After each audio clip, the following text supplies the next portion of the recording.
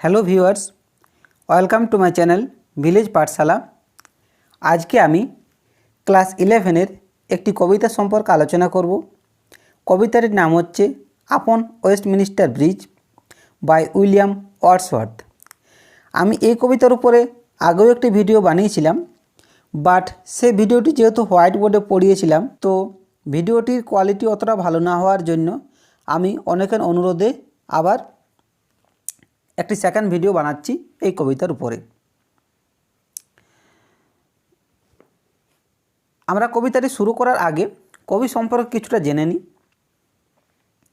William Wordsworth was a top class romantic poet. William Wordsworth ছিলেন একজন প্রথম সারির romantic poet. He is essentially poet of nature. তিনি কিন্তু নেচার কবিও ছিলেন বা প্রকৃতিপ্রেমিক কবিও ছিলেন। তিনি জন্মগ্রহণ করেন 1770 খ্রিস্টাব্দে কাম্বারল্যান্ডে এবং মারা যান 1850 খ্রিস্টাব্দে। তিনি খুব কম বয়সে তার পিতামাতাকে হারান। তার বোন ডরোথি ছিলেন তার সর্বকালের সঙ্গী। In this poem Wordsworth glorifies the beauty of London city in the early morning. এই যে আমরা কবিতাটি পড়ব আপন ওয়েস্টমিনিস্টার ব্রিজ, এই কবিতাটিতে কবি কী করেছেন, লন্ডন সিটির যে সৌন্দর্য, সকালবেলাকার সৌন্দর্য, সেই সৌন্দর্যকে কবি গ্লোরিফাই করেছেন। এটি একটি সনেট, অর্থাৎ 14 লাইনের কবিতা। কবি একদিন ভোরবেলাতে তার বোনের সাথে ফ্রান্সে যাচ্ছিলেন, লন্ডন সিটি ছেড়ে ফ্রান্সে যাচ্ছিলেন এবং তিনি ওয়েস্টমিনিস্টার ব্রিজ ক্রস করছিলেন। তখন কবি সকালবেলাকার যে মনোমুগ্ধকর সৌন্দর্য লন্ডন সিটির, সেটার দ্বারা আকৃষ্ট হয়ে এই কবিতাটি লেখেন 1802 খ্রিস্টাব্দের 3রা সেপ্টেম্বর। ওয়েস্টমিনিস্টার যে ব্রিজটি রয়েছে সেটি টেমস নদীর উপর অবস্থিত। তাহলে চলো আমরা কবিতাটি শুরু করি। এবারে আমি প্রথমে কবিতাটি একবার পড়ে নিচ্ছি, তারপর তোমাদের লাইন বাই লাইন সুন্দরভাবে বুঝিয়ে দেব। Earth has not anything to show more fair, dull would he be of soul who could pass by, a sight so touching in its majesty, this city now doth like a garment wear the beauty of the morning, silent, bare. Ships, towers, domes, theatres and temples lie open unto the fields and to the sky, all bright and glittering in the smokeless air. Never did sun more beautifully steep in his first splendor valley, rock, hill. Never saw I, never felt a calm so deep. The river gilds at his own sweet will. Dear God, the very houses seems asleep, and all that mighty heart is lying still. লক্ষ্য করো, আর্থ has not anything to show more fair. পৃথিবীতে এর থেকে সুন্দর কিছু হতে পারে না। কার চাইতে সুন্দর হতে পারে না? এই লন্ডন সিটির চাইতে। লন্ডন সিটিতে এই ভোরবেলাকার এত মনোমুগ্ধকর সৌন্দর্যের চাইতে অন্য কোনো সৌন্দর্য পৃথিবীতে আর হতে পারে না। তাহলে এই লন্ডন সিটির যে সৌন্দর্য সকালবেলাকার, এই সৌন্দর্য পৃথিবীর সমস্ত সৌন্দর্যের থেকে বেশি। বুঝতে পেরেছ? ফেয়ার মানে সুন্দর। আর্থ হ্যাজ নট এনিথিং, পৃথিবীতে এর থেকে কিছু নেই। টু শো মোর ফেয়ার, আরও সুন্দর। অর্থাৎ এই যে লন্ডন সিটি রয়েছে, ভোরবেলাকার সূর্যের আভাতে এত সুন্দরভাবে রঞ্জিত হয়ে উঠেছে এবং এত অ্যাট্রাকটিভ লাগছে যে এর থেকে সুন্দর দৃশ্য পৃথিবীতে আর কিছু হতে পারে না। Dull would he be of soul who could pass by. যদি কোনো ব্যক্তি ওয়েস্টমিনিস্টার ব্রিজের উপর দিয়ে এত সুন্দর সৌন্দর্যকে উপেক্ষা করে পার হয়ে যেতে পারে, সে ব্যক্তি কী হবে? ডাল উড বি সোল, সে মনের দিক থেকে আত্মার দিক থেকে ডাল হবে। ডাল মানে কি? One who can not appreciate or feel the beauty of nature.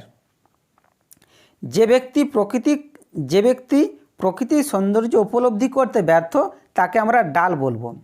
তাহলে এখানে কবি কি বলছেন? Dull would he be of soul who could pass by. অর্থাৎ এত সুন্দর সৌন্দর্যকে উপেক্ষা করে, এত সুন্দর সৌন্দর্যের দ্বারা বাঁধা না পড়ে যে ব্যক্তি ওয়েস্টমিনিস্টার ব্রিজের উপর দিয়ে পার হয়ে যাবেন তিনি হবেন আত্মার দিক থেকে একজন ডাল ব্যক্তি। A sight so touching in its majesty. Majesty মানে মাধুর্য। এ সাইট একটি দৃশ্য, অর্থাৎ এই সকালবেলাকার দৃশ্যের কথা বলা হয়েছে। পুরো লন্ডন শহরের উপর সূর্যের হলুদ আভা পড়েছে এবং সমস্ত সিটি একটা রঙিন আভাতে রঞ্জিত হয়ে এত সুন্দর দৃশ্য লাগছে, সেই দৃশ্যের কথা এখানে বলা হয়েছে। এ সাইট সো টাচিং, টাচিং মানে অ্যাট্রাকটিভ, আকর্ষণীয়। ইন ইটস ম্যাজেস্টি, ম্যাজেস্টি মানে মাধুর্য। দিস সিটি না ডোথ, ডোথ হচ্ছে ডাচ এর পোয়েটিক ফর্ম। দিস সিটি না ডোথ লাইক এ গার্মেন্ট। এই সিটিটা কি করেছে? লাইক এ গার্মেন্ট, পোশাকের মতো পরেছে। উইয়ার পরেছে the beauty of the morning, অর্থাৎ সকালবেলাকার যে সৌন্দর্য, সেই সৌন্দর্যটা কি করেছে? শহরটা যেন পরে রয়েছে। মানুষ যেমন পোশাক পরে, সেরকম পুরো শহরটা এখন কিসের পোশাক পরেছে? সৌন্দর্যের পোশাক পরেছে। দি সিটি না ডোথ, এই শহরটি এখন কি করেছে? লাইক এ গার্মেন্ট উইয়ার, পোশাকের মতো পরেছে। কি পরেছে? The beauty of the morning, সকালবেলাকার যে সৌন্দর্য, সেই সকালবেলাকার সৌন্দর্য সমস্ত শরীরে যেন সে পরে রয়েছে। সাইলেন্ট অ্যান্ড বেয়ার, সাইলেন্ট চুপচাপ, অর্থাৎ একটা চারিদিকে শান্তির আবহাওয়া বিরাজ করছে। কেন? যেহেতু একটা বিজি শহর, লন্ডন সিটি খুবই একটা বিজি শহর, তাহলে দিনের বেলাতে যে নয়েজ হয়, অনেক গাড়ির শব্দ, কলকারখানার শব্দ, ফলস্বরূপ এত সুন্দর যে একটা শান্ত আবহাওয়া কবি কোনোদিন ফিল করেনি। অ্যান্ড বেয়ার, বেয়ার মানে তুমি বলতে পারো ওপেন, ক্লিয়ার যেটা, অর্থাৎ দিনের বেলাতে কি হয়, পুরো শহরটা বিভিন্ন কলকারখানার ধোঁয়া, অ্যারোসোল, ধূলিকণা এগুলোতে ভরে থাকে, কভার হয়ে থাকে। ফলস্বরূপ কী হয়? পরিষ্কারভাবে দেখা যায় না এক জায়গা থেকে আরেক জায়গা, খুব কম দূরত্ব তুমি দেখতে পাবে। কিন্তু এই সকালবেলাতে এই সমস্ত কিছু আর নেই, না আছে ধোঁয়া, না আছে ধূলিকণা, না কোনো অ্যারোসোল। ফলস্বরূপ কী হচ্ছে, মানে কবি যতদূর দৃষ্টি যাচ্ছে কবি কিন্তু পরিষ্কার দেখতে পাচ্ছে এই শহরের সৌন্দর্যকে। Ships, towers, domes, theatres and temples, কী পরিষ্কারভাবে কবি দেখতে পাচ্ছেন? শিপস, জাহাজকে দেখতে পাচ্ছেন। টাওয়ার্স, বড় বড় টাওয়ার্সকে দেখতে পাচ্ছেন। ডোমসকে দেখতে পাচ্ছেন। ডোমস মানে বৃহৎ অট্টালিকা বলতে পারো, গম্বুজ বলতে পারো। থিয়েটার্সকে দেখতে পাচ্ছেন। টেম্পেলস, মন্দিরকে দেখতে পাচ্ছেন। সবগুলি কি রয়েছে? অর্থাৎ শুয়ে রয়েছে। তারা যেন এখন নিদ্রার মধ্যে রয়েছে, তারা যেন এখন শুয়ে রয়েছে, চুপচাপ শুয়ে রয়েছে। এবং এই সমস্ত কিছু জিনিসের উপর, এই সমস্ত প্রাকৃতিক জিনিসগুলোর উপর কী করেছে? সেই সূর্যের নতুন আভা পড়েছে, সূর্যের রঙের আভা পড়েছে এবং সব কিছু রঞ্জিত হয়ে এমন একটা দৃশ্য তৈরি করেছে, যে দৃশ্য কবিকে অ্যাট্রাক্ট করেছে, কবিকে আকর্ষিত করেছে এই ওয়েস্টমিনিস্টার ব্রিজের উপর দাঁড়িয়ে এই কবিতাটি লিখতে। নেক্সট চলো। Open আনটু the fields and to the sky, মানে একেবারে মাঠ থেকে আকাশ পর্যন্ত সমস্ত কিছু যেন ক্লিয়ার এবং পরিষ্কার, এবং কবি দেখতে পাচ্ছে open আনটু the field and to the sky, অর্থাৎ একেবারে মাঠ থেকে আকাশ পর্যন্ত কবি যতদূর দৃষ্টি যাচ্ছে কবি সব কিছু দেখতে পাচ্ছে পরিষ্কারভাবে। All bright and glittering in the smokeless air, সমস্ত কিছু উজ্জ্বল এবং চকচক করছে সেই ধোঁয়াহীন বাতাসে। অর্থাৎ কবি একেবারে মাঠ থেকে পুরো আকাশ পর্যন্ত যা কিছু জিনিস দেখতে পাচ্ছেন সব কিছুই উজ্জ্বল এবং চকচক করছে ধোঁয়াহীন বাতাসে। Never did sun more beautifully steep, সূর্য এর আগে কোনো দিন এত সুন্দরভাবে কিরণ দেয়নি, তার রশ্মি দেয়নি। কবির মনে হচ্ছে যে এত সুন্দর দৃশ্য, এত সুন্দর সূর্যের যে কিরণ কবি এর আগে কোনোদিন উপলব্ধি করেনি। Never did sun more beautifully steep.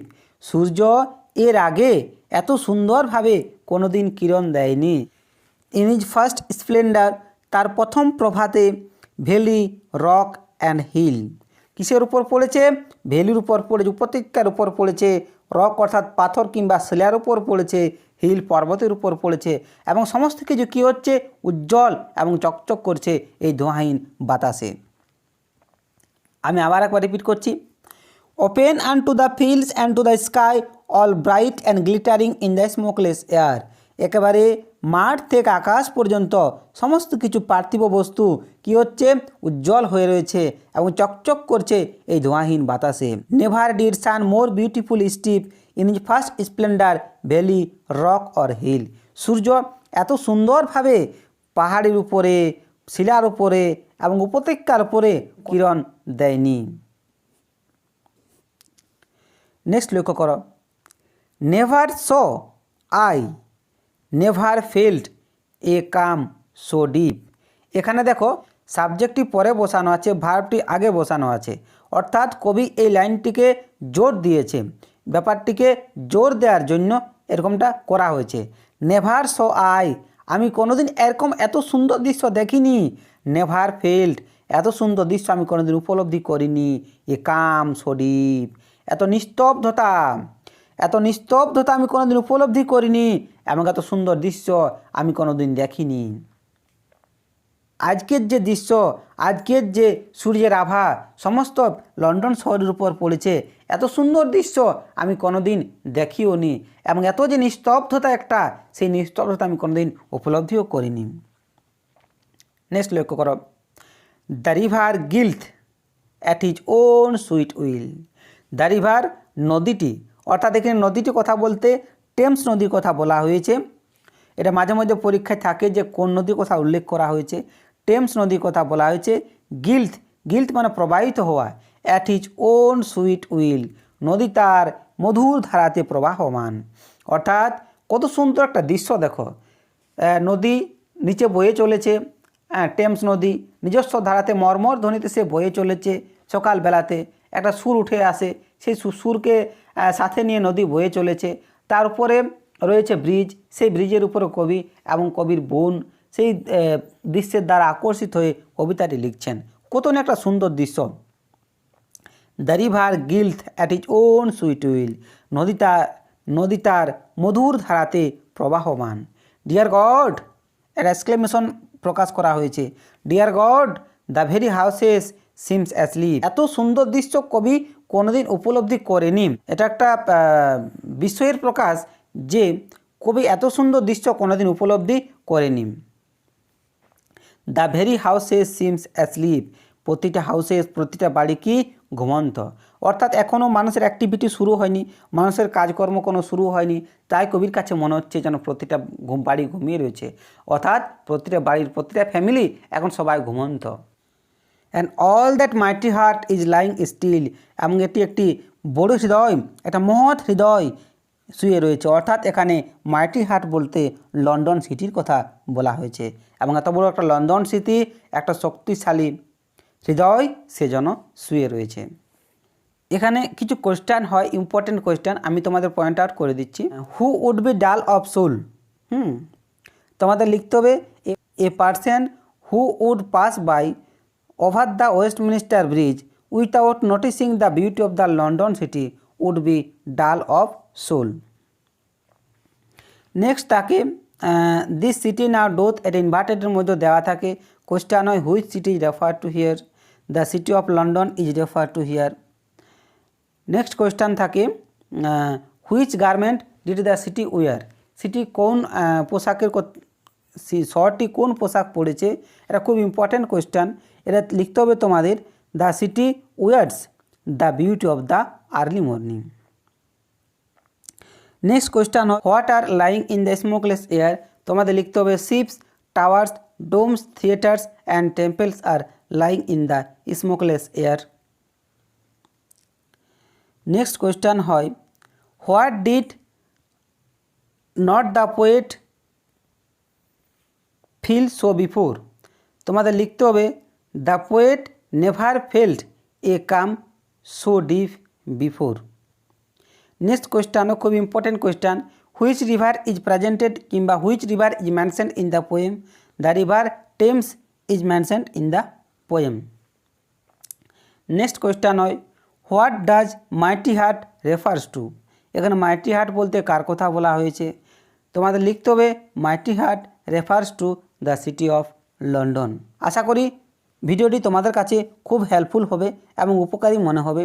যদি ভালো লেগে থাকে তো অবশ্যই একটি লাইক দিয়ে দিও এবং আমার চ্যানেলে নতুন এসে থাকলে চ্যানেলটি সাবস্ক্রাইব করে নাও এবং বন্ধুদের সাথে ভিডিওটি শেয়ার করো. Thanks for watching.